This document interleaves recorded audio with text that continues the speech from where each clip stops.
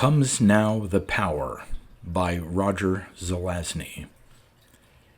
Originally published in the winter 1966 issue of the Magazine of Horror, it next appeared 10 years later in its first science fiction anthology entitled Beyond Tomorrow in 1976.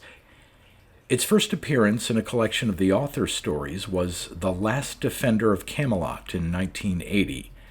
Next was in the summer 1981 issue of a fanzine called Alternities, which devoted its entire contents to the author.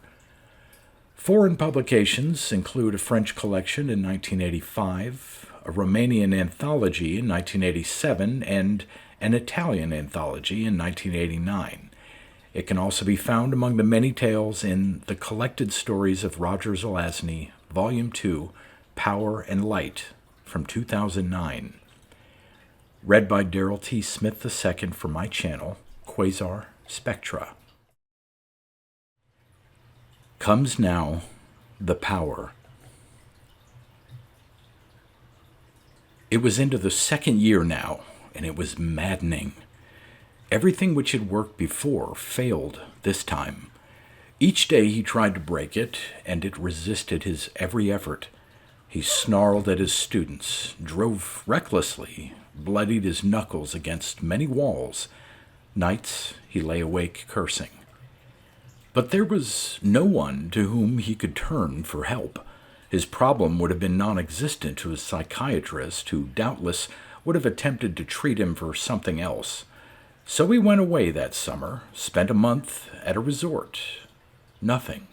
He experimented with several hallucinogenic drugs. Again, nothing. He tried free associating into a tape recorder, but all he got when he played it back was a headache. To whom does the holder of a blocked power turn within a society of normal people? To another of his own kind, if he can locate one. Milt Rand had known 4 other persons like himself.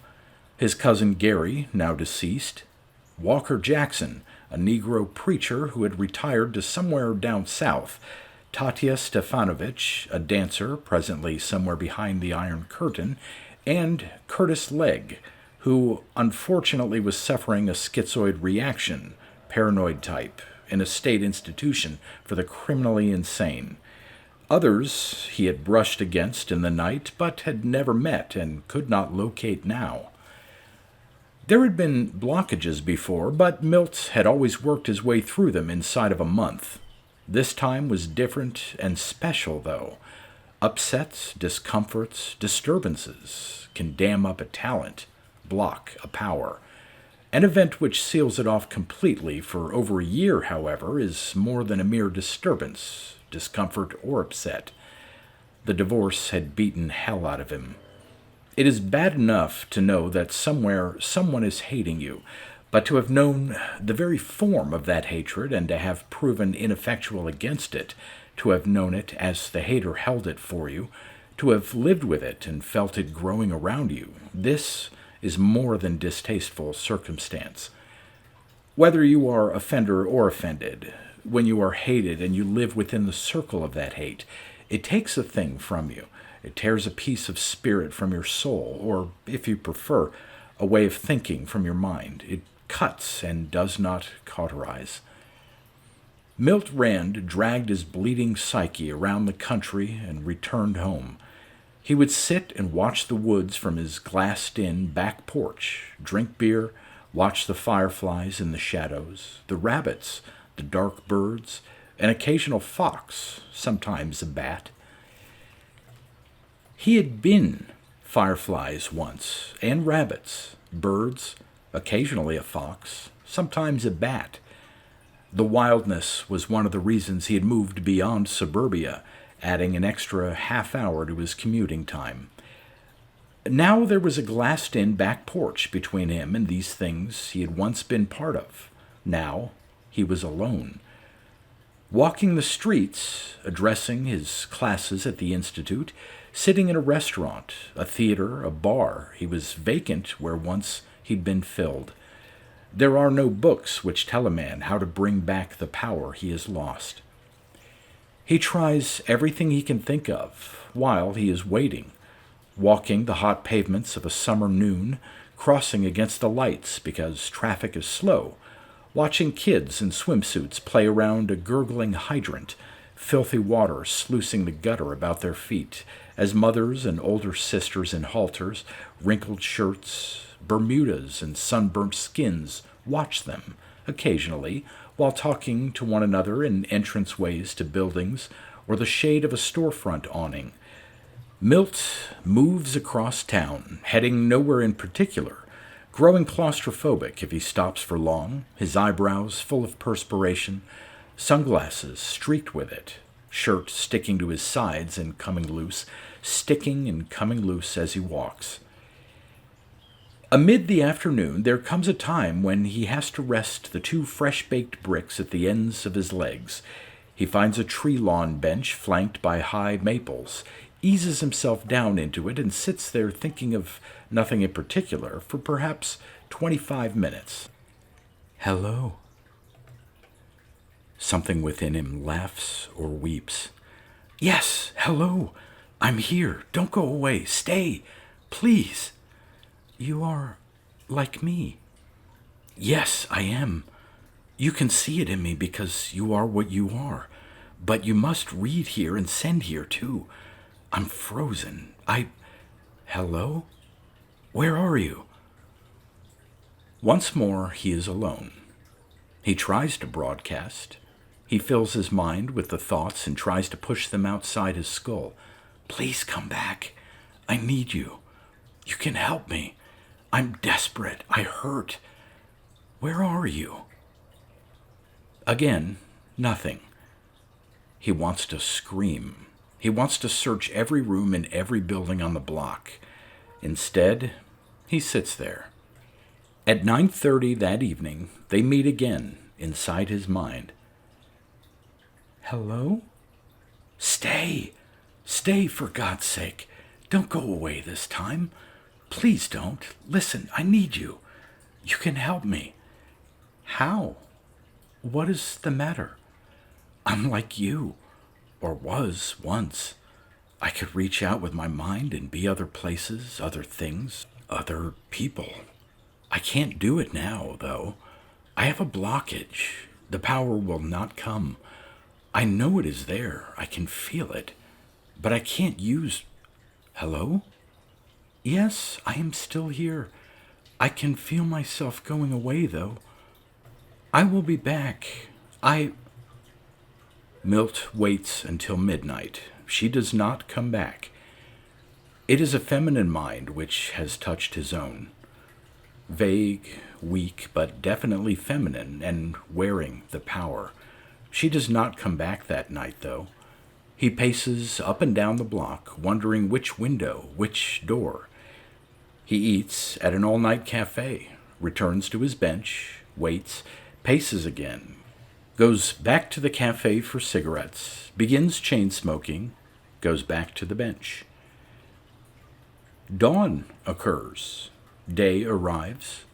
Night is gone. He is alone as birds explore the silence. Traffic begins to swell. Dogs wander the lawns.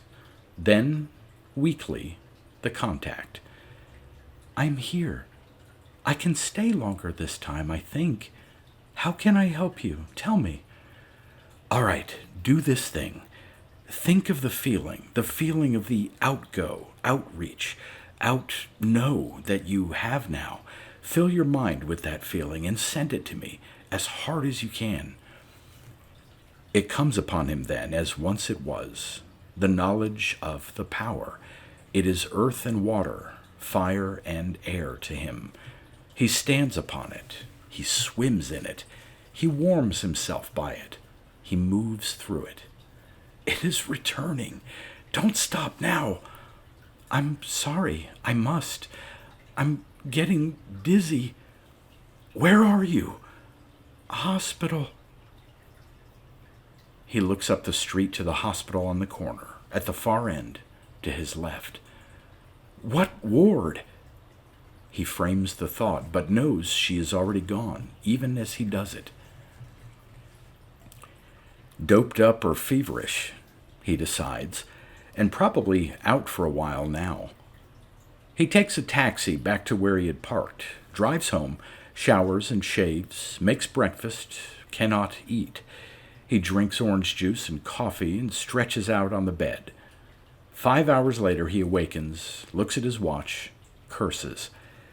All the way back into town, he tries to recall the power. It is there like a tree, rooted in his being, branching behind his eyes, all bud, blossom, sap, and color, but no leaves, no fruit. He can feel it swaying within him, pulsing, breathing. From the tips of his toes to the roots of his hair, he feels it. But it does not bend to his will. It does not branch within his consciousness, furl there its leaves, spread the aromas of life. He parks in the hospital lot, enters the lobby, avoids the front desk, finds a chair beside a table filled with magazines. 2 hours later, he meets her.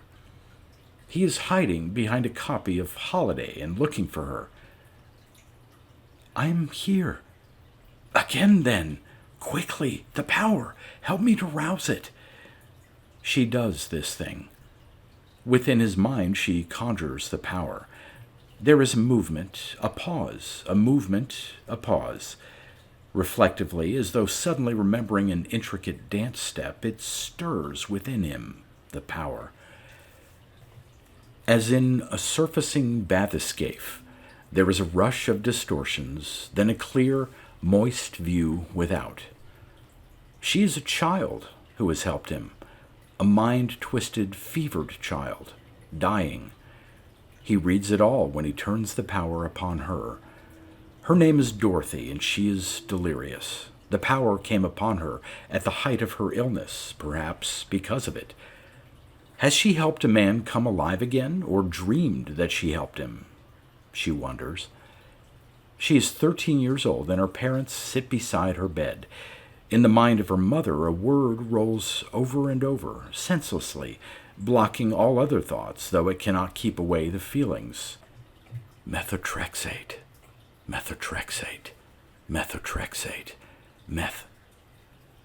In Dorothy's 13-year-old breastbone there are needles of pain. The fevers swirl within her, and she is all but gone to him. She is dying of leukemia. The final stages are already arrived. He can taste the blood in her mouth. Helpless within his power, he projects, "You have given me the end of your life and your final strength. I did not know this. I would not have asked it of you if I had." "Thank you," she says, "for the pictures inside you." "Pictures?" "Places, things I saw." "There's not much inside me worth showing. You could have been elsewhere, seeing better. I'm going again." "Wait!" He calls upon the power that lives within him now, fused with his will and his senses, his thoughts, memories, feelings.